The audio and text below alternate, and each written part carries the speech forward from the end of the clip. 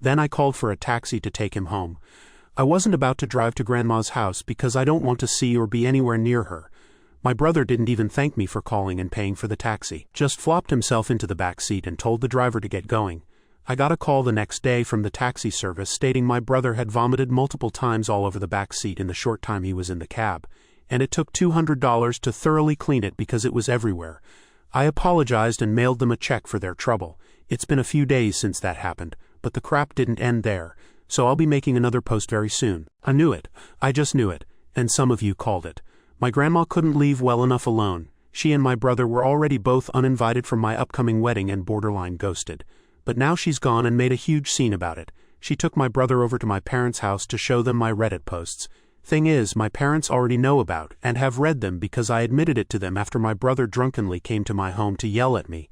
And my parents no longer care because the situation opened their eyes some time ago.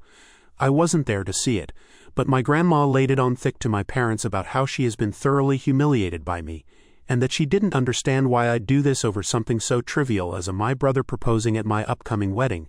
Well, this next part one never expected. My mom, ever the passive doormat to her mother for as long as I can remember, finally lost it on Grandma about how she's a narcissist, and how her influence made her and my dad seem like ones too, and they were idiots to let that happen. Then they told Grandma and my brother that the whole wanting to propose at my wedding thing was a completely stupid and selfish idea, and then reiterated reasons I've stated as to why, with it likely being my brother wanting to put his ex on the spot in front of the whole family. Then my parents told them both to get out. My brother especially they admonished because he'd used them as a veritable ATM for years and barely contributed financially after landing a good job. And then me, the son they'd regretfully ignored, was someone they were far more proud of because I helped them start to undo the damage they'd done to themselves.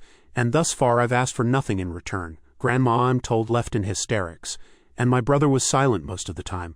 The next part is from my own experience as Grandma called me again to yell at me. I let her have her rant while my fiancé and I just let the phone sit on the coffee table while on speaker mode. After a while, Grandma realized I wasn't saying anything back and yelled at me to speak to her. So I said something one of the commenters I've had here pointed out in a prior post, that she's a coward who thinks she's in charge. But she's not and never will be. She can't boss me around, she has nothing to leverage over me, and she always acts like she doesn't understand my reasoning when I know she does.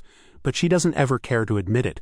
Then I called her out on the lies she spewed about me to my fiancé, which Grandma immediately denied, but then my fiancé spoke up and said she'd told me everything Grandma had said to her.